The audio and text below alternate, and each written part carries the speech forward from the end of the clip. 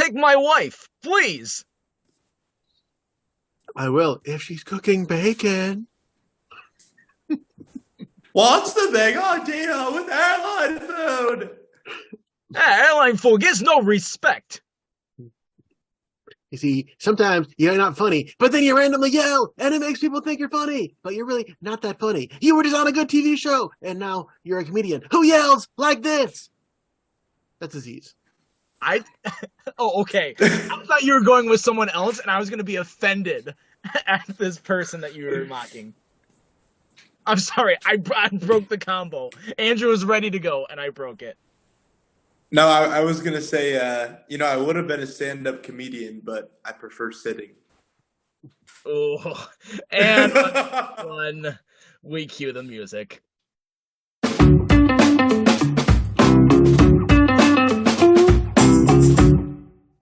Hey everyone, welcome back to another episode of TV Guys, the show that talks about a lot more people that are funnier than we are. My name's Matt.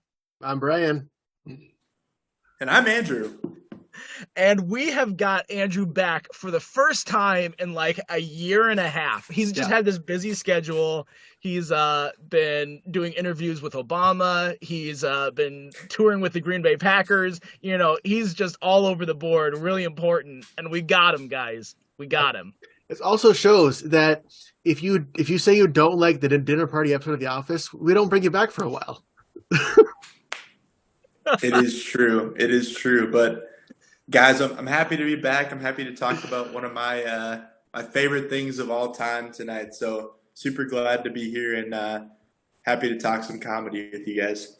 So since it's been so long, Andrew, what's a show that maybe in the last year that because we just did like what was good of 2022, what would you say has been one of the best shows that you've seen in like the last year? Yeah, so actually I took this show from something you guys talked about in that episode, The Bear. Oh yeah. I just actually watched that in 2 days, if you can believe that. Just kind of hyper binged it, really enjoyed it. I think I worked in a restaurant or a couple different restaurants for the span of about 5 years, and I think it really encapsulated a lot of kind of the heart and soul of a culture of a kitchen and in a restaurant in general. Obviously, I'm not a Michelin star chef by any means, but could definitely relate to the bear, the main character, in a lot of ways. So I really like that one. Also wanted to give a shout out to Reacher. I know you guys mentioned that, but it's one of my favorite shows. Mostly, like, the physique of the dude who plays Reacher is just incredible. Brian, I don't know if you've seen that one yet, but this guy is just he's a specimen of a dude, and every time I'm in the gym, I just kind of channel my inner Reacher, trying to get anywhere close to his physique. So you might recognize Brian, you might recognize the actor who plays Reacher. I recognize him from Smallville. He played Aquaman, but then he appeared in Brooklyn Nine-Nine as one of the young, I can't remember if he was young Hitchcock or young Scully. Oh, okay. He was one of those guys. Gotcha. Yeah. Yeah, and the bear. Thank you for bringing that back up. And the main act, I just looked up his name and I completely forgot it. Jeremy Allen White, the actor the bear, just won a Golden Globe for it too. So nice, well earned. Yeah, awesome. Great show for sure. Look at that. You know, you and me, we're just bonding over great shows, and Brian's like, I should watch them. I haven't had time. You know, it's funny. I'm actually my girlfriend has never seen The Office, so we're watching through that with her for the first time, and it's tough because she's like, right now she's the stage where she's like, Pam and Roy better not end up together. Does she not know anything about the show? No, she surprisingly doesn't know. It's really hard to not spoil things. It's part of like the cultural zeitgeist. You'd think she'd know like that Pam and Jim end up together and things like that. So that's she wants them to. So I'm holding that out. I mean, even after Casino Night, but then we came back and we're in season 3 where he's just come back from Stanford, but they're not together because Karen's still in the mix. Yeah, like, I mean, I knew what the future of Luke and Lorelai were from Gilmore Girls because of pop culture references. Yeah. So for her to not know what happens with Jim and Pam is a little surprising to me, actually. Yeah. All right, but we're not here to talk about The Office, even though we do so much. We do. We're talking about TV comedians, or not just TV comedians, but like stand-up comedians. And a lot of times these comedians, they get their TV specials or they get their comedy kind of gets turned into a TV show Yeah. and they kind of launch from there. So what we wanted to do is we want to talk about a number of comedians. And I have a good amount. I know Brian and Andrew, you both have a good amount as well. Yeah. So we're kind of gonna go pretty quick through them, but the format we're gonna do is we also want to talk about their spiciness. So we're gonna start at like a low point, and we're just gonna kind of go one person at a time to get from like family friendly. You would watch this in front of your grandma, all the way up to like this person you need a censor for every other word, and like you like feel like you need to go to church after you listen to their stand-up comedy. So what we'll do is like I'll start and I'll throw out someone who I think is the most mildest, and then Brian will go, and then Andrew, and then we'll just kind of go around. It'll be similar to like The Office, how we did like one name at a time, and Yeah. we did the characters, but we're not vetoing for any purpose like this. So that being said, I have to say the most vanilla and calm, I don't know if the most appropriate, and it's really funny to me that this is where I'm starting off with, but the comedian that is most family friendly, in my opinion, is Bill Cosby. Now that, again, that's ironic. But his comedy, though, back in the day before, like, and I think that's why the news hit so hard about him, is because he was like America's dad.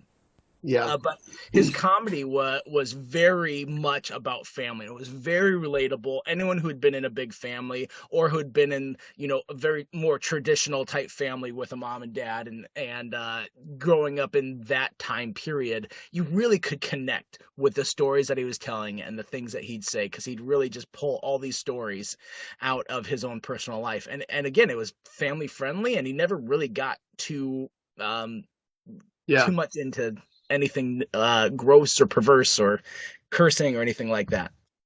Yeah, it really was a shock, and I heard about the whole controversy stuff kind of through Hannibal Buress's comedy. He's one of the ones that was like calling him out, and then like shortly after that, it became mainstream, and you realize, oh wait, really, Bill Cosby?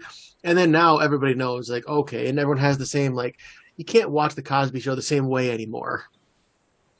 Yeah, sadly. I mean, you can't watch a Cosby Show now, period. And yeah, I don't want him to get money for it, but I do kind of want to go back. Like, I miss the show. The show art standalone is great. There are a couple episodes that are standalone. I mean, that are just fantastic. I mean, I do have to say that there are some Cosby Show specific episodes that I haven't seen the show in years. I've watched all the way through it pre Bill Cosby news, but it's just, there are still some fantastic episodes. So I'll go with one. There's a few that are in that kind of same vein. I'm gonna go with one of my favorites, Brian Regan. There you go. Brian Regan's another one. He's pretty family friendly. I don't even remember him swearing in it. And he's just got sometimes he gets really exaggerated. But one of my favorite stories of his is, I guess there was another Brian Regan of the same spelling who was there's two of them. There's two stories about other Brian Regans, who was a producer on the 102 Dalmatians movie when that came out. And so they got him mixed up, and they were asking him, hey, can we do your interview in front of the 102 Dalmatians poster? He's like, okay. They were asking him, like, how do you think the movie will be different than 101 Dalmatians? He was just like, well, I'm no mathematician. It's such a weird bit. I mean, and I'm sure he's exaggerating the details of the story but that is just one of my favorite bits. Man, I don't know if I can pick one. He's got so many great bits. He is my favorite comedian, hands down. I don't know. He's not. You know what? I am not prepared to rank these and pick a favorite, so I am not going to say a favorite, but he would be in the mix. Dang. I got to admit, guys, I'm a big stand-up comedy guy, and I've never heard of this person before. So well, he's got some specials on Netflix. You got to check them out. Okay. The most recent special that he had was the first time I'm like, oh, it wasn't that good. Like all of the other stuff, like I die laughing. The epitome of hyperbole, or you mean the epitome of hyperbole.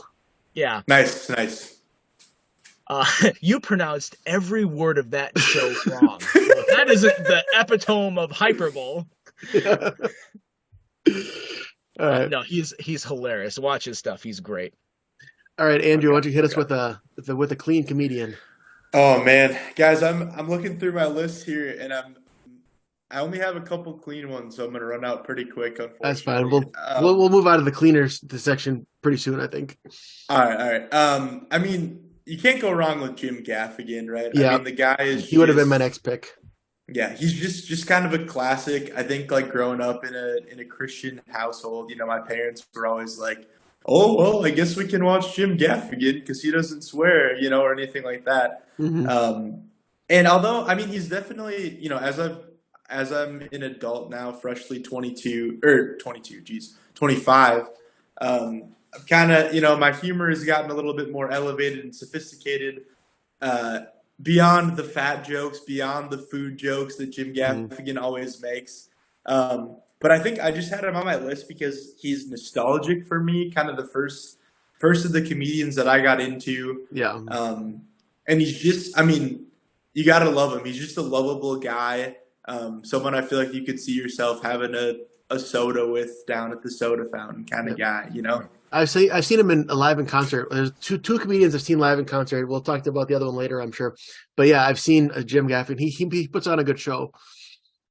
Yeah, he's got such great bits about family. I don't like his hot pocket stuff, or like when he talks like this, or like that sort of stuff. I'm like, that's a little much for me. But all of his stuff about family is dead on, and some of the food stuff, like when he's talking about seafood, and specifically my favorite when he's talking about like lobsters. Yeah. And God's like, why are they eating them? You need tools to get into the shell. I threw them at the bottom of the ocean. They're bright red. It's like they're not getting this. Jesus, you're gonna have to go back down there. That's good. My favorite one is when he's going through the holidays, and how that seems like the behavior of a drunk man to me. Let's take lights, put them up there, take that tree, put it in here. Here's one of my socks. Let's hang it over the mantle. I'm gonna tape some leaves to the ceiling and see if I can get lucky.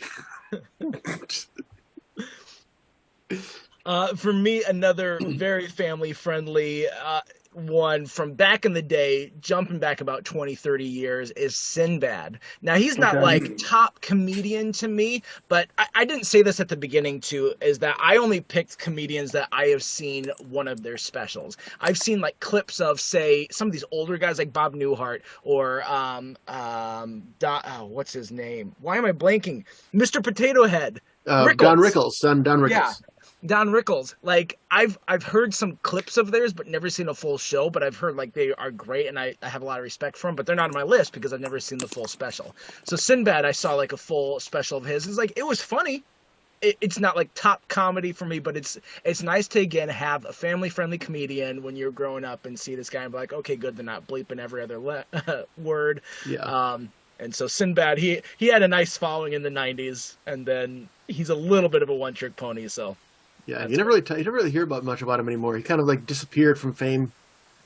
Apart from the Mandela effect, that's when his name gets brought up the most. Nice, nice, yes.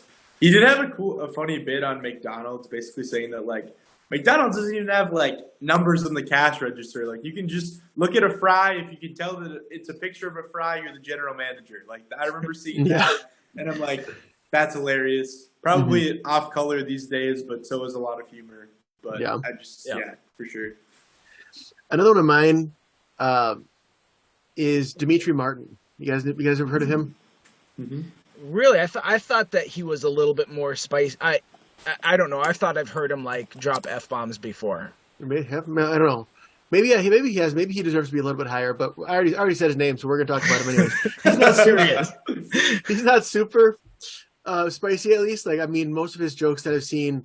It's just that he's got the like very dry, deadpan, like quiet way of talking, which doesn't always work. I mean, if you're gonna do that route, your content has to be really funny. And I like his visual gags when he gets out his giant notepad. Yeah. When it's like ponytail locations, pony's butt, okay. Back of my dad's friend's head, not okay. He does have a couple funny bits. I wouldn't say he's one of my, favorite comedians, but I think everyone that we've talked about so far has had their moments for sure. Yeah, Dimitri Martin is like if you took a Twitter comedian and threw him on stage because he's great at these one-liners, Yeah, or he's for great sure. at with his visual gags of like just like laughing at a meme. He did memes on stage before we did a Mhm. lot more with memes online, and so he was really good at that sort of stuff. But he wasn't your typical comedian, and I think that's what made him stand out too. and with his music and stuff, I feel like if you take Dimitri Martin, you amp up the edginess, you get a different comedian we're gonna talk about later on probably. I think I know where you're going with that. I'll bring that back when we get to him because he is definitely not on the clean end of the spectrum. No. So sticking with the clean aspect and kind of a similar humor to Dimitri Martin, I'm going to go with Nate Bargatze. Oh yeah, Do you guys like him or know is him? he the one with where his dad is a clown? Could be. He talks He's about like how, a like, Sorry.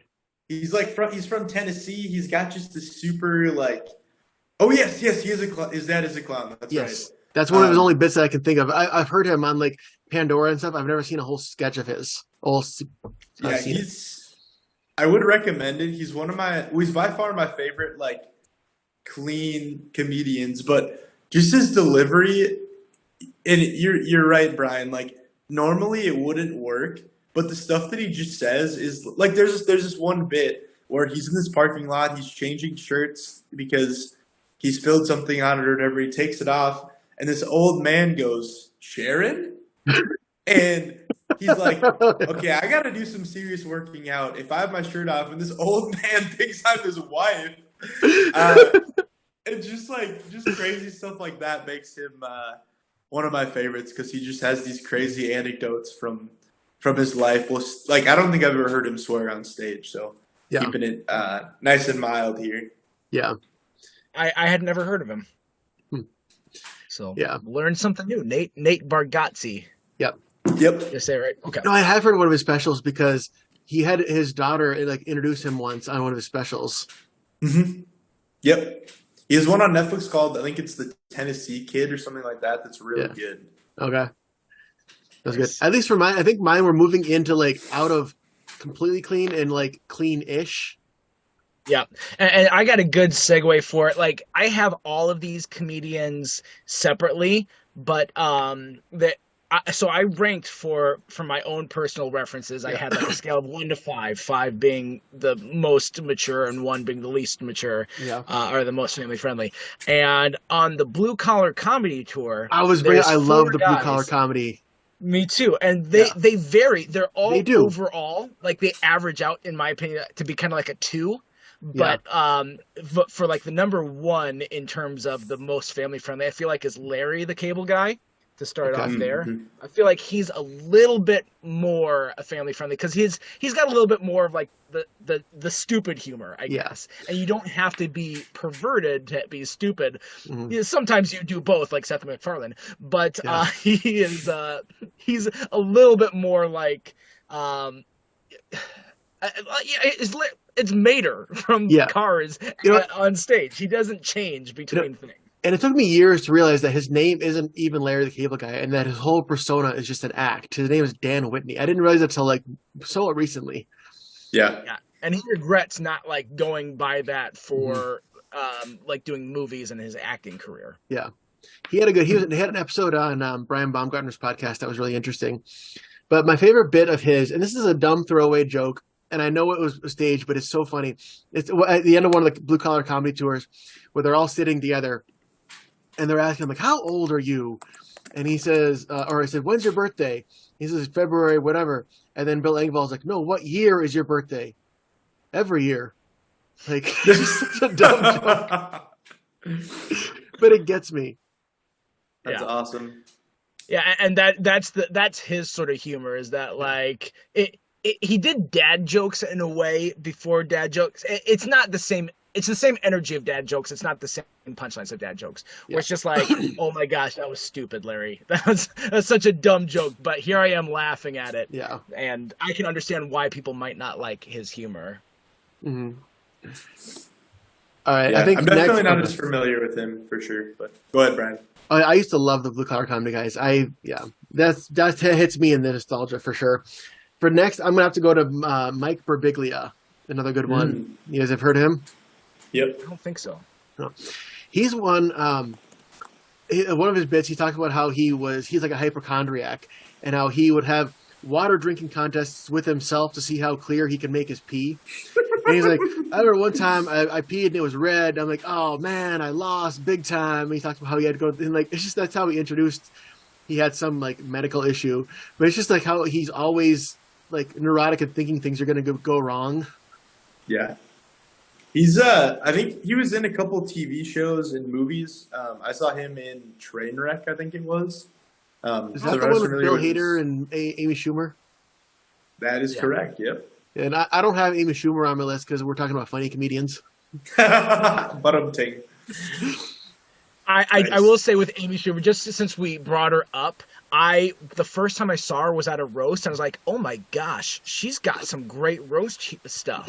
And then For sure. after that initial like roast I seen, like that was the pinnacle of her comedy, and everything after that, I'm like, oh, she's not that funny. So Yeah. it's like. Nope. Is she? And maybe it was the shock value because there's some things that she said too. I was like, oh my gosh, I can't believe she went there. And even when they hosted the Oscars last year, some of her jokes still dipped a little bit back into that. I'm like, see, Amy Schumer's at her best when she's kind of crossing the line Mhm. and going to the spot that we don't always go. Yeah. Yeah, no, For I agree sure. with that. One of my favorites on the I would say like Matt in using your scale, he's kind of a 1 to 2. Seth Meyers. Oh yeah, He actually has a really good special on Netflix. I'd recommend you guys checking out. It's called Lobby Baby, I think, and it came out during the heat of COVID, either 2020 or 2021, and it just kind of highlights his experience. Like his wife literally had their kid in the lobby of their apartment building because it was downtown New York or wherever they're living, and it's just this comedy of errors sort of thing. But I would have expected Seth Meyers. I don't watch his Late Show too much because I go to bed at 9 o'clock. But I was really surprised by just how funny he was on an individual level, and super clean at that. So definitely a good family show. So you're the youngest one of us by almost a decade, and you go to bed at 9 o'clock. Well, sometimes 9:30. We'll see. Okay, party animal here. Yeah. when Seth Meyers was on Comedians in Cars Getting Coffee, there was something that he shared that he got from his dad, where his dad was like, son, don't tell a joke twice. Like if someone doesn't hear it, or like if you're at a party or something like that, don't tell a joke twice, because then you get like pigeonholed in this spot of like, he didn't let the joke stand on its own. Like if someone didn't hear it, then they just missed it. Or if you have to say it again or something like that, you can't repeat that same timing. And no matter what, that joke's going to lose something. It's different than like making a callback to the joke. But like, don't tell that same exact joke a second time. Like keep reinventing yourself in comedy. I'm like, that's a really good point. So I try and do that myself. Yeah. Yeah, very good. You're no good at it, but I guess you try it. I try so hard, and then I'm like, oh, I don't have any jokes, and then I just pull out my same birthday every year joke again. Yeah. Nice. Is it me now, or Yeah, it's on you. Okay, sounds good. I'm gonna jump back because they're still there. I'm gonna go back to the Blue Collar Comedy Tour. I think Jeff Foxworthy is probably Yeah. the next. I agree with that. Appropriate there because again, like. His big thing is you might be a redneck, making fun of the redneck's sort of life. Every now and then, like he'll tell jokes about sex and stuff like that, but it's not explicit, it's not graphic. It's not, yeah. And again, his swearing doesn't go beyond PG-13 at worst. So Right. Actually, one of my favorite bits of his is something that might cross the line a little bit. He's talking about how like some older relative had like his aunt or something at a family reunion was talking about getting a boob job, and he said that her husband was like, "What? At your age, that's like putting a brand new chandelier in a haunted house." jeez. Wow. I have no follow-up to that. Yeah. So Brian, why don't you go? Well, yeah, I love Jeff Foxworthy. He's definitely one of those guys. I mean, he's the face of Blue Collar Comedy Tour. He might not be my favorite all out of the four, we'll get to my favorite in a little bit, but I think he is definitely the face of them. But my next one, I think it would probably be in the running for one of my favorite comedians all the time. I'm going to go with Gabriel Iglesias, Fluffy. For sure. He puts on a great show, and he is really good at setting something up at the beginning of his show. And as like a throwaway joke or something, you think that joke's done. And then at the very end, he'll bring it back and get the crowd rolling. And like, I've never seen a special of his I didn't like. There's a new one that came out just like a few months ago, I think, or within the last 6 months, I think. That was a good one. And just the way he tells his stories about his life, like you can really like, and he makes them characters that where like, you know, his mom or Frankie or Martine. If you've seen his specials, you know who these people are. Where he doesn't have to like stop and say, "Oh yeah, this is, you know, let me tell you about my mom." He has like it's almost like a continuity throughout all of his specials where he's built this world that we're all a part of. Yeah, I think calling back to jokes is one of my favorite things as an audience member, and nobody does that better than Fluffy. So that's a good call out. Yeah, he's definitely a great one. Yeah, and he was one that also had a TV show on Netflix, Mr. Iglesias, which the show itself is fine. I mean, obviously his comedy is funnier than the show, but the show is not bad. Yeah. He's one of those comics I've seen clips of. I've never actually seen his full comedy special, but Really? I feel like, yeah, of what I've seen of his, I've liked. I think he's funny. I mean, he's got a following, so of course he's going to be at least partially funny. So Yeah. I should give him a shot later. It's funny at one point. I mean, one of his jokes, he kind of dates himself because he's doing a political joke when it's about the Bush-Kerry debate, which kind of just really dates it like 18 years now. But yeah, he's really good at impressions too. Oh, yeah. And actually, in his newest one, so he was the voice of Speedy Gonzalez in the new Space Jam. I mean, he told this whole story about how they basically just offered him the job without even hearing him, without even having any kind of audition. And he realized, like, he called him out. He said he called him out, like, "Oh, wait a minute. You need a brown guy so that no one can say you're racist." And they're like, "Yeah." He's like, "Okay, cool." At least they're on the same page about it. They're all like, "Yeah, that's it. That's what we're doing." Yeah. I mean, he can do the voice, and he's good at it too. And he's also known for voices, so it was a perfect fit. But he basically called it out. He's like, "Oh, okay, I see what's happening here." So that's a good transition to my next person.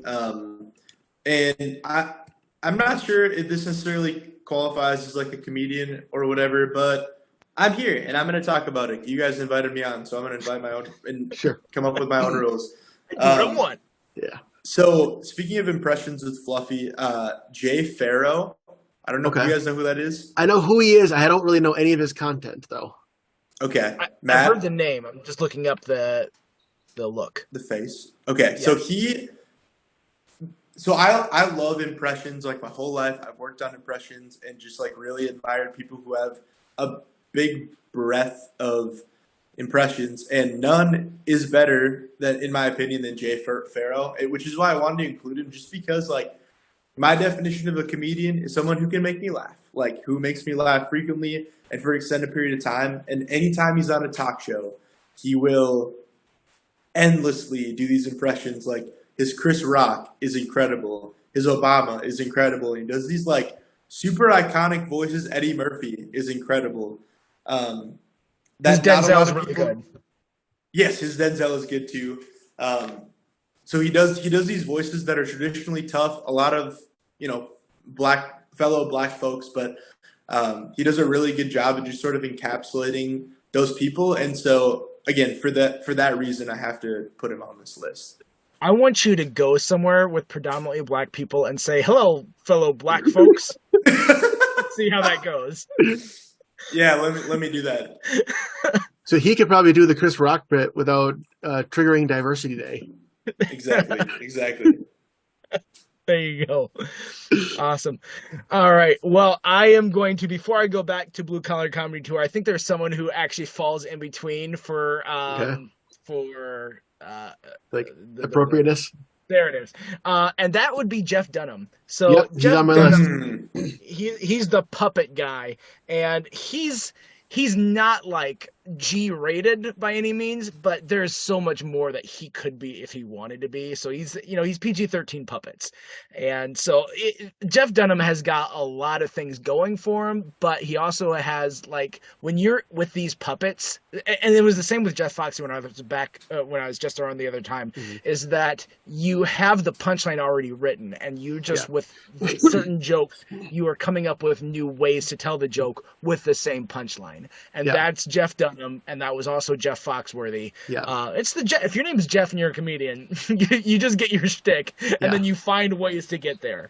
And Jeff Dunham, some of his characters are funnier than others, so it really depends on who. I think Walter's his big standout, but some of his other ones are right. I'm not a big fan of the purple monkey looking guy. What's his name? That character is not really my favorite. Yeah, I know who you're talking about. I don't remember what the character's name is. Ahmed the Dead Terrorist is hilarious. Ahmed's the best to me. Yeah, I think but Walter's great. Yeah, those are the 1 and 2. I don't know if today you could get away with having a character called Ahmed the Dead Terrorist. Nope. Yeah, like again, I'm realizing something. Sometimes my favorite jokes from these comedians are the dirtier ones. Like I remember Walter talking about, like, the only reason I take a Viagra is to keep me from rolling out of the bed in the morning. That's awesome. Or like Ahmed the Dead Terrorist talking about the 72 virgins, and he's like, "There's a bunch of ugly guys in here. Are you my virgins?" That's a good one. Yeah. All right, Brian, go ahead. All right, I'm gonna go with. You guys know of Mitch Hedberg? He's a comedian. He died in like the early 2000s. He's basically another one. He's like a punchline joke. He's just good for one little thing. He was a drug addict and like owned it on stage. Basically, one of his jokes was, "I used to do drugs. I still do, but I used to too." Yeah. Or like sometimes when I write down jokes, I write down on a pen and paper. Unless the pad's too far, then I have to convince myself whatever I thought of isn't funny. Like, that's just his style. Yeah, he's great with the one-liners. He's similar to Dimitri Martin in that way, that he's got my fake plants died because I did not pretend to water them. Yeah. Like, again, Twitter if it was a comedian. Or he had a thing where it's like, I saw this ad on TV for something that's going to make your plants, or it'll make it easier to water your hard to reach plants. It's like, who would make your plants hard to reach? Like, I know you need water, but I will throw water at you. Hopefully they make a product before you shrivel and die.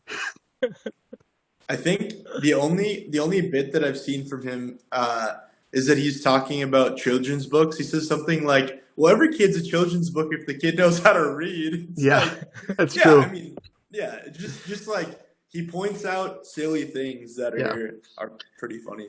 We should do every zoo's a petting zoo if you're bold enough. That's true. True. All right, so gosh, I want to say we're almost out of my clean guys, so I'm just trying to think of somebody who's a little bit on the cleaner end of the bet. Okay. We're already on the middle range for me. All right, very good. What about Jimmy O Yang? Do you guys know him? I don't. I know the name. I need to look up to see what he looks like. While he does that, Yang, tell us about anybody? Jimmy O Yang. Oh, yeah. Okay, so one of my guys is Jimmy O Yang. I really like him. I think he's just he's a younger comedian. He's probably under 30.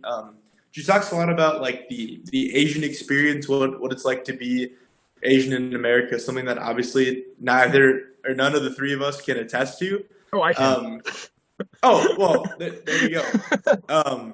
But it's just super funny because he talks like how a stereotypical white person would talk, but then his dad is super Chinese. So sometimes he'll be talking kind of normally how he does, and he just breaks character and talks like his dad. And I'm not going to do an impression of it on here because I don't think that would do it justice. But it's hilarious because he just kind of, I don't know, he just kind of is able to talk about what it's like growing up as Asian in America, and also just makes light of all of it. And yeah, pretty funny. I've seen him a lot on YouTube and things like that. and just have really Yep. enjoyed his comedy. And, that perspective. and most of you guys have probably actually seen the meme of him where it's the "you just insulted my entire race," but yes.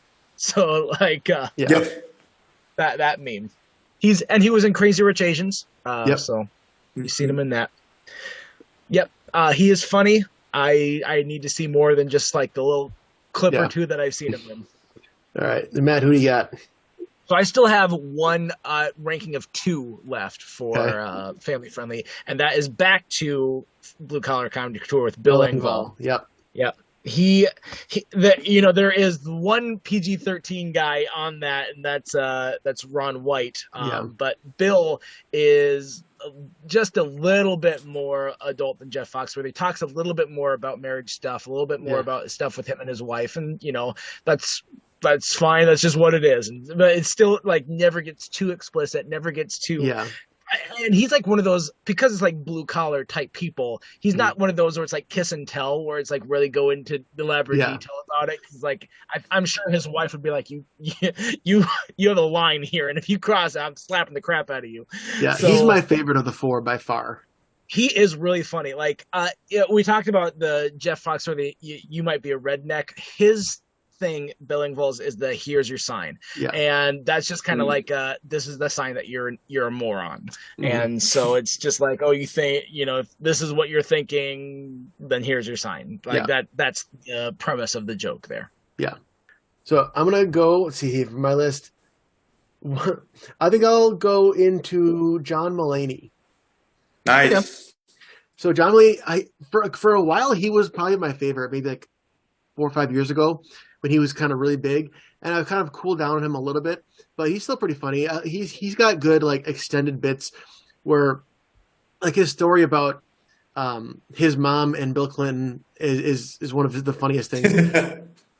And Matt, I mean, you've probably heard his whole bit about Back to the Future.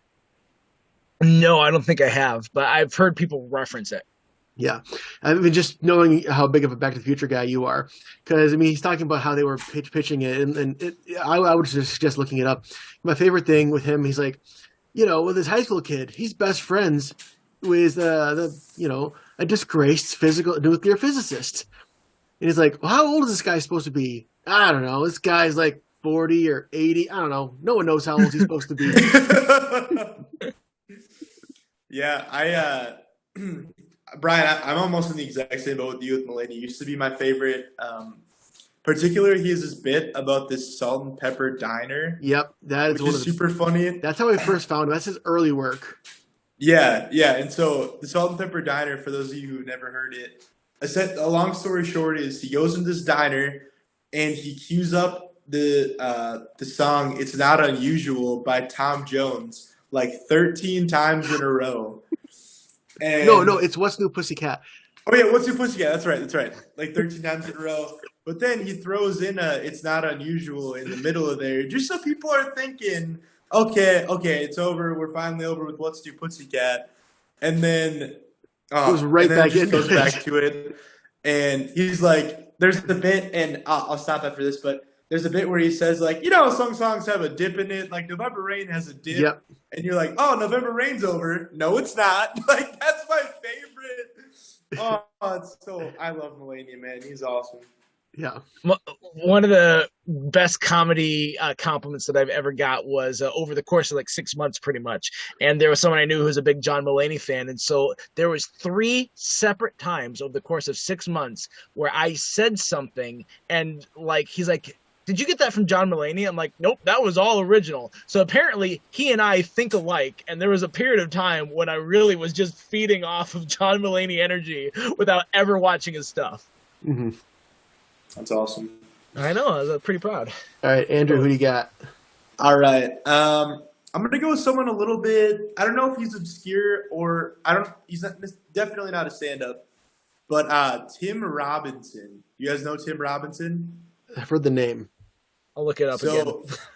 Yeah, so Tim Robinson directs and acts in this show called I Think You Should Leave, which is on Netflix, and it's essentially just this he's like this comedic genius who he wanted to write and direct and act on Saturday Night Live, but for whatever reason, him and Lauren Michaels just didn't get along, and so he created the show called "I Think You Should Leave," and it's just this really obscure bat. I think you would really like it. It's just this like stupid humor, these stupid sketches.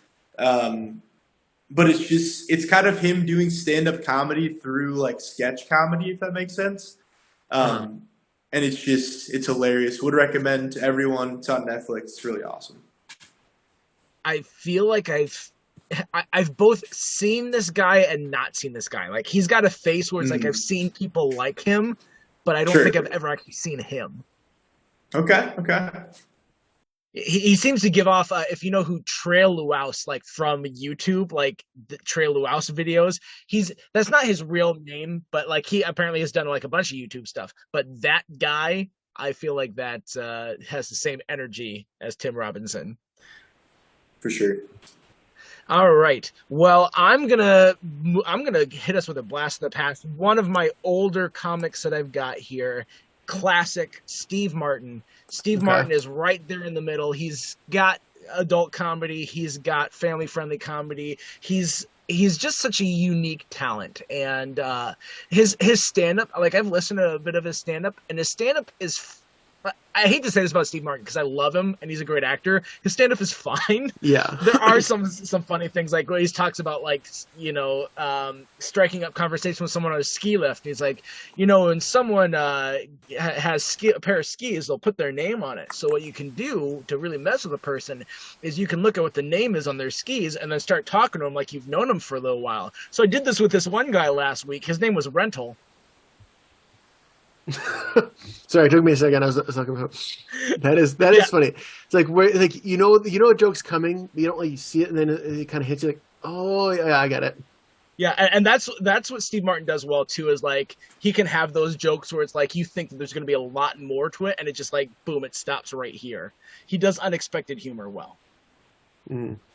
I've heard one bit of his where he's like, yeah, a fan came up to me, he's like, hey, I really like when you did that movie The Jerk. He's like, oh, thanks. You gonna do any more movies? That's awesome. When he hosted one of the Oscars once, where he was talking about like, movies being harder for kids. He's like, I took a 12-year-old to go see Gladiator, and he was done by the end of the movie. He was just crying and asking me all these questions, like, who are you? Because like he stole a 12-year-old.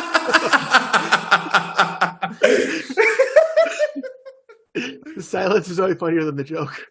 Yeah, that took a bit, but we got there. Yeah, we made it. We eventually got there. All right, next is a comedian. He's funny, but I think he's kind of goes in spurts, which is Patton Oswalt. I think he can be a bit much sometimes, but he's got his famous hanging his hat on a joke is the whole KFC bowl one. That's his big one. Where he makes fun of like, we could, arrange all this food in a plate like you're a human being with dignity. No, just put it all in a bowl. The number one fast food item is like put all of their food in a giant bowl and mound it together. That's true. Yeah. I like I like Oswald more as an actor than a stand-up. Yeah. Yeah. He's better when he's playing that like super confident but shouldn't be kind of character, like on Brooklyn Nine-Nine. Like that's one of his best recurring roles, I think. Or he's great in King of Queens, and it was especially great when he gets paired up with Jerry Stiller. Those two, that's a pairing they didn't do enough on that show. Because there's a scene where his character in King of Queens worked in the subway toll booth, where he's in like the tiny little glass booth, and Arthur was mad at him for some reason, so he slides a package in there like, here's a gift. And he quick pulls a string, and it's one of those rafts that explodes, but there's like no room in this tiny booth. He's like trapped in there with like a giant inflatable raft, and it's like, no, that's funny. My favorite role of his is a non-comedic one. I liked him as Remy in Ratatouille. Yeah. Yeah. Very nice. All right, so my next guy is someone who doesn't do a lot of comedy specials. He's had two, I believe, on Netflix. Michael Che. Okay, I think I know who that is. Yeah, so Michael Che is famous for his role on Saturday Night Live. Him and Colin Jost do like the weekend update. Mhm. And actually, that's kind of a tie-in to what I was going to talk about. So I'm just going to say that real quick. Every year, so Michael Che is black, Colin Jost is white, and they do this bit every year where Colin writes jokes for Michael and Michael writes jokes for Colin. And the idea is that like they're like super racist for a white person to say and super racist for a black person to say and just like super off color, and they're just hilarious. So that's funny. You guys check that out. But Michael Che did this really interesting bit. I think it was in 2019 in this comedy special called Matters, and he's talking about like Black Lives Matter. Like we can't even get matters. Like that's the term that we're going for is matters, and he just kind of goes on that for a while. He's actually probably on the cleaner end of the spectrum, but I really like Michael Che. I think he has some good commentary about the state of the world, and yeah, really like him for sure. Nice. All right, we're getting close to one of my favorite comedians, a guy that just I love so much, and he died not too long ago, and that's Norm Macdonald. Norm, he's fantastic. He great is dry like, humor. Yeah, very dry humor. He has some off color. He has a lot of just plain jokes, normal jokes that aren't too bad. And so he's just like right in the middle for me for spicy level, but he is hilarious. Like his stuff about Germany fighting world wars is great. Like my favorite joke of his, I was going to go into his stuff about World War. My favorite joke of his is actually on Comedians in Cars Getting Coffee when he's talking about a conversation he had with Patton Oswalt. And when they found out about Cosby, and Patton Oswalt's like, I think the worst thing's the hypocrisy. And Norm's like, well, really, I thought the worst thing was the raping. Like, I've never met a rapist who's like, you know what? I know that it's politically incorrect, but gosh darn it, I like raping. And he's like, well, that's a terrible thing to say, but at least he's not a hypocrite. That's the worst thing. Oh no! I don't know if we should be laughing, but I am. It's off color, yeah, but it's not making like that's what I love. That good professional comedians can do this, where like they get in those topics, but they understand it's like you're not making fun of the situation, you're not making fun of the people that were hurt, you're making fun of absurd ideas about it. It's like, oh, it's so terrible, that's hypocrisy. No, he did a terrible thing. That's what's terrible about it. Yeah, it's sad that he's a hypocrite, but it was a terrible thing. So for him to highlight it in that way was just hilarious. And he is the best part of the roast of Bob Saget. Oh, my gosh. Oh man, and it's always fun to watch Norm make Conan laugh. Like there are these YouTube supercuts of just how many times he was on Conan and just bust Conan up. It's great. All right, I'm gonna go next with I think we've gone out of the clean category for me entirely, and one of the guys I made fun of in our intro, Aziz Ansari. I liked him a lot earlier. For a while back, and actually I've seen him. He's the other one I've seen live in person.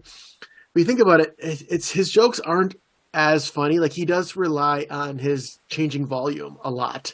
It's like, yeah, man, and now I'm yelling. It's like I like him better as Tom on Parks and Rec. Mm-hmm. Yeah. That's all I gotta say. Aziz Ansari actually did this super funny comedy show. In like the super small nightclub during COVID where he talks about Aaron Rodgers. Have you guys seen that one? So it's essentially all about COVID, and basically he says about Rodgers, he's like, he did his own research. Like, are you really surprised he came to the wrong conclusion? And just, I don't know. It's just really funny. He kind of makes light of Rodgers and things like that. And yeah, I agree, Brian. He's kind of someone that's like, he used to be super funny. Now I'm like, he kind of lost his luster with age. Yeah, Rodgers made light of himself this whole last season, though. So to be fair, football jokes. Okay, man, I'm just trying to order these in my head. Okay, I'm gonna go with somebody who does a little bit different style of comedy. Bo Burnham. Yep, Bo Burnham is who I said you amp up the edginess of Demetri Martin and you get Bo Burnham. Exactly. I think Bo Burnham is really smart. Like he's a really talented musician, and his unique style of comedy is really awesome. I think we kind of saw the tragedy behind his genius in Inside that came out during the pandemic. Yeah, I didn't finish that, Um, but I saw some of it and how he regrets his oh, earlier work. well, it's that, but he's so troubled, and you kind of see that like Yeah. throughout filming this video, he gets a lot thinner when he didn't need to lose any weight, and so you kind of see that progress. But we do get out of it is some brilliant comedy and some awesome songs. Yeah. Would highly recommend everyone looking up "White Woman Instagram." It's a hilarious song. Hmm. Yeah, I know Bo Burnham more from instead of comedy was a filmmaker. You know, he made the movie Eighth Grade, Yeah. and then also was one of the starring roles in Promising Young Woman from last year, or maybe it was the Yep. year before. Yeah. So he's been getting more into the Hollywood side of things, and that's more where I knew him from. Yeah. All right. I still have a number that are like right there in the middle. I'm going to throw two this way just because I think I've got more than you guys probably have. So one of them is we talked about comedians in cars getting coffee. I don't like Jerry Seinfeld's humor. Seinfeld is a funny enough show, but Jerry's stand-up is not good to No. me. It's No, like, I don't know. Maybe I was outside of the time when that was good because I don't know how many comedians did like observational humor before Jerry did, and I know that he kind of changed, like he made that what it was, and a lot more comedians followed suit after that. I just don't think his observational Yeah. humor was He good was enough. important for the genre, but maybe not the best example in the genre. Yeah. But he's right there in the middle. Like, obviously, it's observational. There's going to be things about like dating scene and sex lives, but there's also Yeah. going to be things that are just commonplace that you'd be fine for your kids to hear. Yeah. They wouldn't laugh, but they can Yeah. hear it. right. And then another one that is a lot funnier, but is like right in that same realm of acceptability would be Rodney Dangerfield. Yeah. And Rodney is hilarious. He's got jokes all across the board, but he's never gotten too past PG-13. But I mean, like he makes great sex jokes too, and he has a lot of like one-liners. Like, my wife likes to call me after sex from the hotel room. Like, no, that Yeah. was terrible. That was a terribly told way. That was not how he tells it. But he's Yeah. a lot funnier. Obviously, he gets That's a paid. good bit. Yeah. Mine next one is, okay, I think he's definitely overrated and oversaturated, but you can't. He's like such in a zeitgeist of comedy. Kevin Hart. Like, Yep. he of just course. he comes across as kind of conceited to me. I feel like he just comes across like at one point he had this whole thing about like he was trying to his daughter's school was trying to get him to volunteer or something. He's like, no, I don't want to do that. Get Terry Crews to do that crap. And it's like he just like came across like he thinks he's too good for people. And you know what? I bet Terry Crews would do it, and it would be nicer about it. Yeah, I like Kevin Hart's stand up enough. Weirdly, my favorite thing that I've ever seen Kevin Hart in was his movie Fatherhood that came out recently. That was awesome, really good movie. Okay. I'm hesitant to say this. I like Kevin Hart. I don't watch too much of his stand up. I've seen one of his stand ups. I was like, okay, this is fine. Mm-hmm. But he had something fresh when he popped on the scene, that he had this energy that was really good. And Mhm. he was in Scary Movie 3 was the first time I saw him. And it was very small dose of Kevin Hart. But I was like, who is this guy in the background? Because he played a hype man to Anthony Anderson, his character.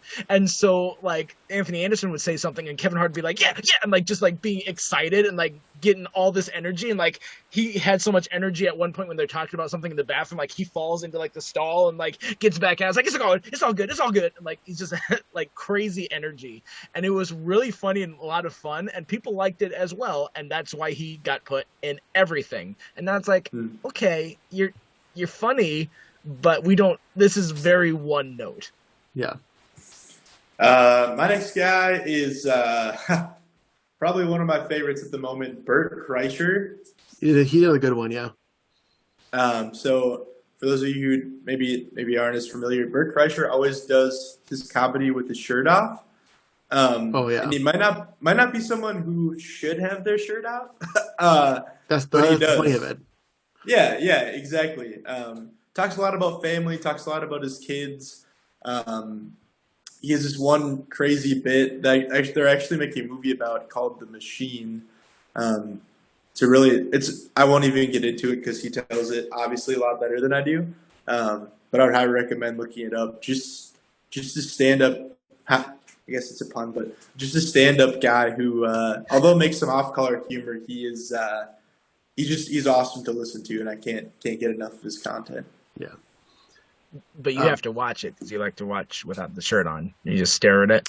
Yeah. I mean, yeah, of course.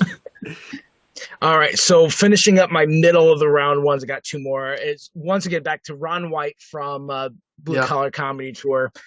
He's fine. I mean, the reason he's the PG-13 one is he's sitting on stage drinking and smoking every time, so of course he's going to be a little bit more adult than the other guys. But someone else who is actually funny in that same realm is Tim Allen.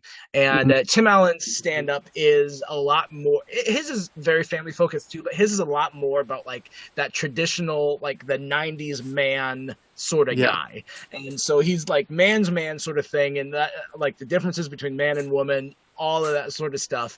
And of course it's going to get a bit PG-13 because there's things that go on there, but he was very funny, very refreshing. There's like, you forget sometimes about the charisma of Tim Allen because he's not as big of a profile star as he used to be, but like, man, in the 90s he was everywhere. And, he was. We talked about that a while back. Like all of his, I mean, and now his stuff is mainly just like, hey, remember when I was in the 90s? I'm doing that again. Santa Clauses. I'm still great. Well, he is funny, but I think he's definitely past his prime. Yeah. Doing the next one for me is one of my absolute favorites, and there's no way he could be anywhere near the clean side of the list, which is Lewis Black. Yep. He's so funny. Yeah, I love Lewis Black, his rants. And I think I first saw him as an actor in the movie Accepted, where they make a fake college. He had a great role in that. And then like he did. It's hard to do angry humor and not have it seem forced and fake, but he does it so well. When he gets angry over the littlest things. That's a really good point. Yeah. Because like there is fake rage videos you see on YouTube. You're like, all right, whatever. But it's like you can tell, even though it's fake, you're like, I don't care. I'm just suckered into the way you deliver these lines. I love one of the things where he's talking about, and no, all these nutritionists, they can't make up their minds. Is milk good or bad? I rest my case.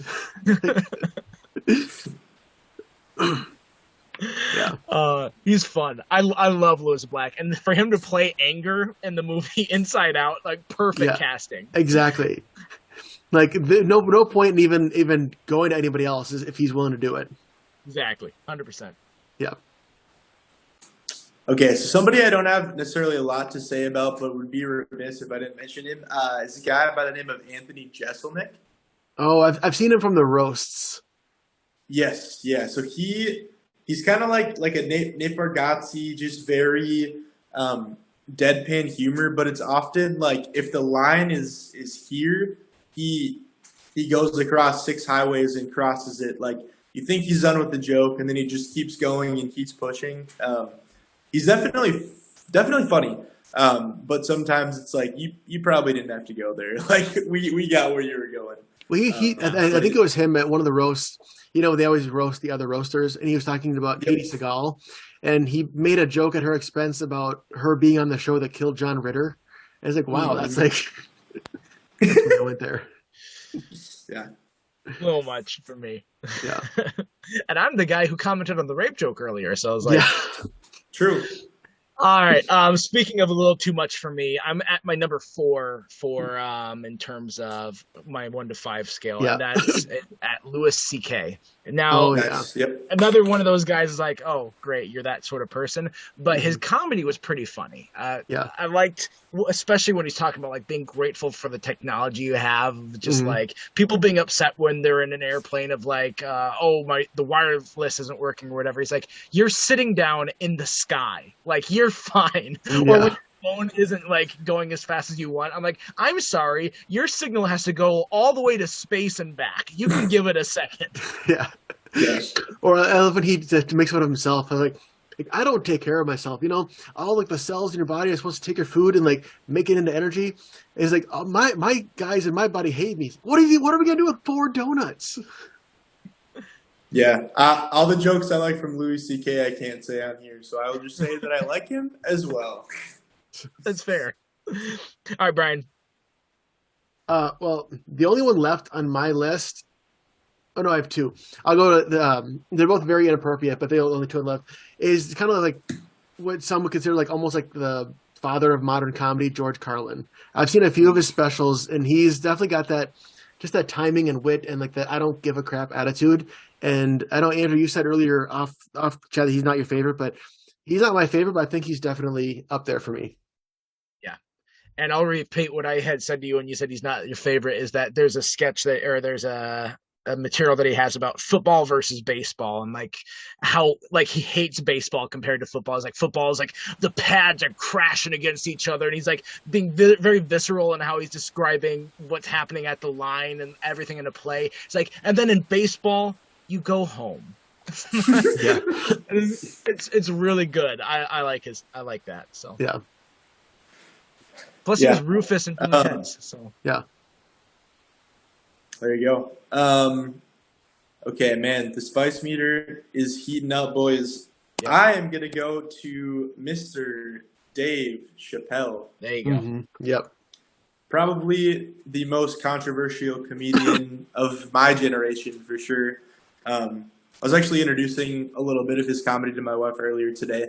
But one thing I've kind of wanted to say this whole time that I haven't yet is just that I think that one thing that comedians provide is making light of, you know, situations, and like Matt, you said earlier, they're not making fun of victims or anything like that, but comedians have this really cool space and like a culture and a cultural zeitgeist to just be able to let people laugh at stuff that they don't normally laugh at. It's kind of an escape from everyday life, and I think, you know, I'm not going to talk about everything that he's been accused of or people being mad at him, but I think Chappelle does this better than almost anyone, is that he gives people an escape, and sort of creates this atmosphere of everything's on the table. And I can't respect him enough for that, I guess. Yeah. When he had the Chappelle show and that first came around, I really do feel like culture has changed, because back then, like, he always pushed the envelope and he made comments on things that a society in general wasn't comfortable making comments on, but there wasn't really a huge controversy surrounding him when he first was around with Chappelle's show.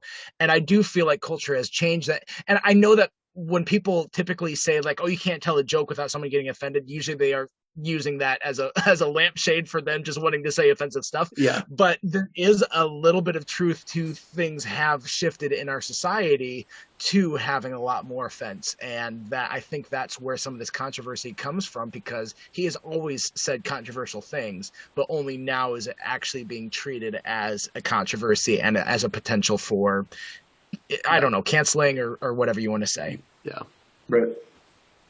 So All right, I'm still at a 4. So this is my last 4, and he's more of a joker than he is a comedian. But Sal Vulcano, he was on an episode of What We Do in the Shadows today, and it's just like, oh, you know, he's done comedy, and I've seen his comedy, and he's fine. He's better as a joker, but he's definitely right there at the precipice of being For a sure. 5. yeah. I only have one left on my list, and he's probably going to be the most inappropriate, but he's only one left on my list, which is Bob Saget. And I'm not a huge fan of his comedy, but he is definitely, his whole shtick is like, remember Danny Tanner? Remember Danny Tanner? I swear now. Like that's his whole shtick. And it gets old quick. Like his actual jokes aren't that funny. He's relying on the shock value of like, I'm not just going to clean and hug. Yeah. Yeah. Shock value only gets you so far. Right. Speaking on shock value, speaking on older comedians, Eddie Murphy. Yeah. Again, Brian, just like what you just said with Saget, I honestly think Eddie Murphy's comedy is just kind of gross. I think the very little of his comedy specials I've heard have just been super crude, and like, you know, I think there's a place for crudeness. His, I have almost no tolerance for, because it's just like so out there. But again, you know, I think we wouldn't have some modern stand-up comedy without Eddie Murphy. So while he has a place on the spectrum, not my cup of tea for sure. He's hilarious, but I don't like his stand-up. And I love what he's able to do and the jokes he's able to perform and give you. But just in a stand-up setting, you're right. He's too much for me. Now, someone who does a really good job, in my opinion, of having good shock value, because he also has really good jokes tied to that shock value, is Ricky Gervais. He's a jerk, and he's a douchebag in the way he delivers the lines, but he does it really, really well. And for him to just be so self-assured in how he does it, there's times it comes off cocky and there's times it just comes off as confident, and that's the line you walk, I guess. But I more than often like him versus not. Oh, I was just gonna say he's done a good job hosting award shows as yeah. well. I think he's not been received the best by others, but I've enjoyed myself. No, that's awesome.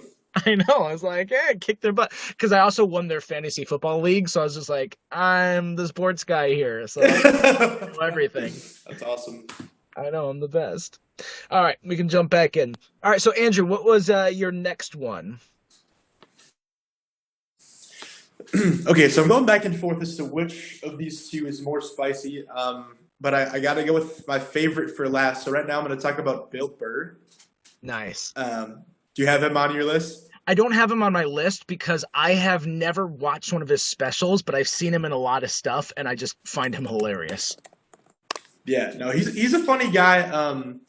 Similar to kind of the Louis C.K. and some of those other folks. He's been, I don't want to say canceled, but some of the things that he said have come into calls it how he sees it. And whether you like that or not, like that's show business, baby. Like in comedy, that's kind of how it goes. And so, I really like just his takes. And he has a lot of comedy specials, so he's definitely one of the more prominent comedians that's still putting stuff out, which is definitely cool to see. Yeah, the last time I saw him was actually this year. I watched one of the Manning casts when the Bears played the Patriots. The last game that the Bears won of this season, and then Nice. 8 in a row lost. But he's a Patriots fan, and it was just really funny to watch him because like that was the last game the Bears did really well, and the Bears didn't just win, like they put a shellacking on the Patriots. And so he's just like, as he's trying to carry on conversation, he's just this defeated man, like, my team is getting slaughtered by the Bears and they're not even good this year. And so it was just fun to watch that. Yeah, that's awesome. All right.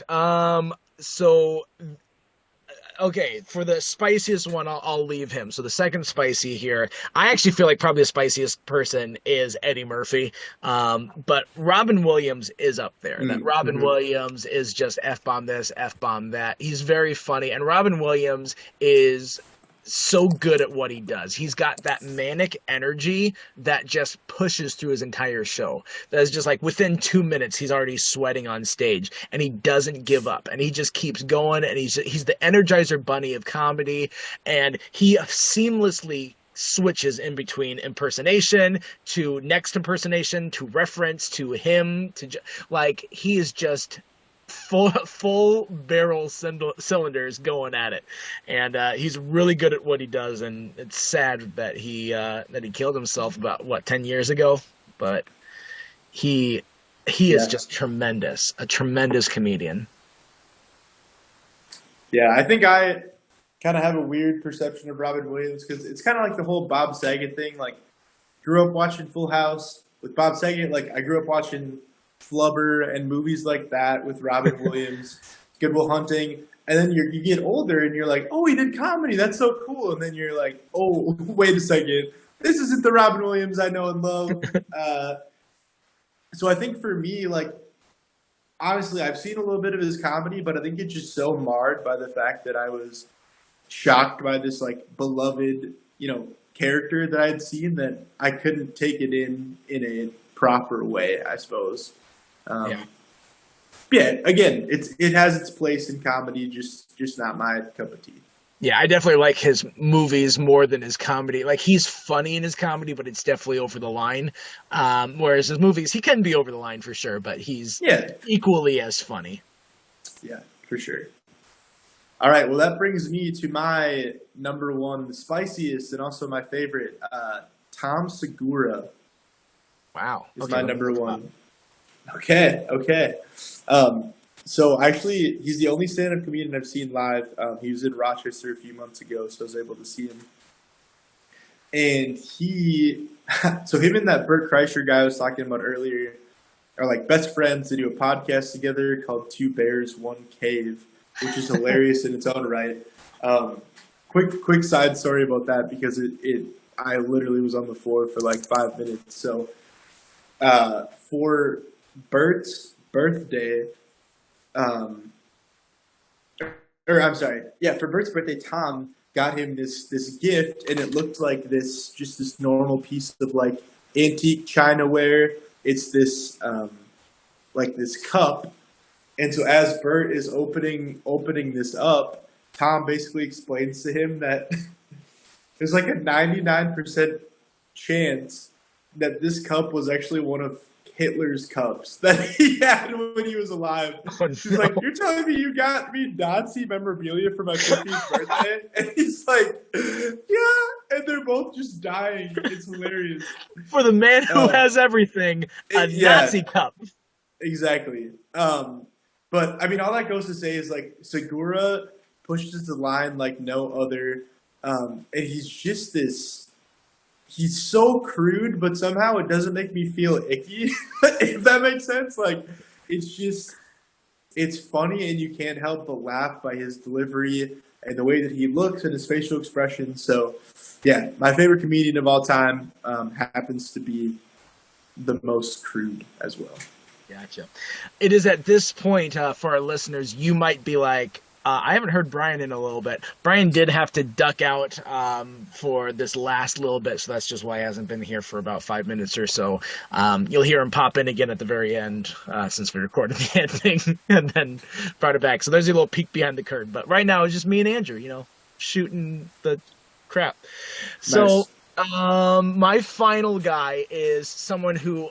So this is someone who, when he would have a stand-up set, he'd have like 3 or 4 funny sketches out of an hour, and that's maybe about 10 to 15 minutes worth of good content. And the other is like, okay, this is just gross, disgusting stories. And that's Dane Cook. Dane Cook has, in each set that he does, he has a couple really good stuff, some really good, like, he's got this whole thing about Burger King when he used to work there, and like, calling it the BK Lounge, and that whole section that he's got about BK Lounge is just great. And then he has this other one about someone who got hit in the face by a tire at a race, and like just his whole like calling this woman Mary is like this tire just flew out from this car, and no one around her was like doing anything. They just all like dived out of the way. She had no idea it was coming, and it just smacks her in the face, and like it was hunting her down. And he's just like that, like, can you just imagine them talking about this later? It's like, what happened to Mary? Oh, she got hit in the face with a tire. A tire? Yes. Well, what was Mary doing sticking her face near tires? No, you don't understand. This tire hunted Mary down. Like, the whole shtick of it was really funny. And then it's like, then there's 45 minutes about high school girlfriends going down on him and stuff like that. And it's like, all right, I don't really care about this, Dane. That's more like you're trying to brag or live in the glory days or whatever. So I wouldn't say he's a comedian I like, but he is at the top and spicy. So There you go. there you go. All right. Well, that is it. I don't know how many that was. That was a lot. I know I had like That was 25. a lot. I know that you had almost 20. Brian had around 20, but there was obviously overlap that we had. So we talked about maybe 40 plus comedians, maybe 50 plus, easy. Yeah. So there you go. If there's a number of these people like, I haven't heard these guys before, listen to them. They're funny. All right. Let's jump. Go ahead. Well, I also just wanted to point out to everyone, listen, all right, there wasn't many, if any, women on here, and that's not to say that women are not funny, but I think just like speaking as a man, and I think Matt can echo the sentiment, I think a lot of times it's just easier for us to relate with like fellow dudes standing up there talking about the male experience. But if anyone's offended that we didn't have any women, I apologize. If you want to come on here and talk about female comedians, you can talk to Matt because I don't run this show. Yeah, when like Amy Schumer is like your poster child for like that's a problem. So for me, I did mention maybe off camera, I think, that one female comedian that I really respect, like this OG, is Phyllis Diller. Like she had been Yeah. around. She was in the Boys Club back when like it was like Don Rickles and like that group, and so Yep. she was awesome at roast. She was hilarious. There are some very funny female comedians, and like you see them even like at more as actors too, that there's these actors that are female that are just hilarious. And they, like Maya Rudolph, I find Maya Rudolph more funny when she's unscripted. Like there was Yep. did you watch that Murderville show? Murderville, yeah. You see the Christmas special? No. They had a Christmas special that had Jason Bateman and Maya Rudolph in it, and that was the funniest I've ever seen Maya Rudolph. She was hilarious. And when they did the let's name the killer at the end, I'm not spoiling Yep. anything. When they did the name at the killer at the end, they had them both like do it, and it was just the way everything kind of almost fell apart was the funniest thing. I was laughing for like 5 minutes straight, and everyone on the stage too, like they were laughing about it. It was just so funny because Maya Rudolph is killer. She's great. I just don't always like the projects that she picks. So there's a lot of really funny women out Sure. there, but you know, comedy has been a boys' club for a long time, and I don't know if it's because of what you said, where it's like we identify more with that male experience, or if there just wasn't the space for them that there should have been. True. I don't know if this is the episode to dive into that, or the people to dive into it, but Fair here enough. we are. All right. Well, let's look at trivia last week, and then we'll give you a trivia for this week. Last week, we talked about, speaking of strong female leads, we talked about Wednesday, the Netflix show. And if you haven't checked that out, go check that out. But one of the threads of Wednesday was Luis Guzman's character, Gomez. Luis Guzman played a character that went to a school, a made-up school. What was another show where Luis Guzman's character bragged about this made-up school that he went to? Do you know, Andrew? I think I do, yeah. What do you got? Oh yeah. Greendale, right? Yep, you got it. Greendale Yeah, nice. from Community. So that was the trivia. Look at this. See, guys, we didn't feed him the answer. There's no teleprompter. Andrew knew. That's right. Big Community fan. You won't find one bigger than me. There you go. All right, Andrew, did you get trivia for this week? Yeah, I do. So, there's been a lot of stand-up comedians throughout the years who have went on tour. But I want to know, and I'm going to ask all of you out in the trivia verse in the podcast world, which stand-up comedian's individual performance has made this person the most money? Oh, so who got paid the most for their one individual show? That's right. Gotcha. Which comedian Okay. was that? That's interesting. It is. Well, I'll be interested to hear the answer. So let us All know. right. Leave a comment, shoot us a text, send us an email, hit us on Twitter, throw carrier pigeons our way, shoot smoke signals in the air. I'm just slowly regressing the technology as I go along. Bang rocks Nice. together. But let us know. Anyway, thank you so much, Andrew. It was great to have you back. You're finally out of the doghouse for saying dinner party's not a good episode. And so just That's right. keep your mouth shut with your bad takes. And then you can be Hey, you got it. Looking forward to the year and a half from now where I'm back on again. Sounds good. Yeah. Until next time, I'm Matt. I'm Brian. And I'm Andrew. And we're reminding you to stay tuned and keep watching.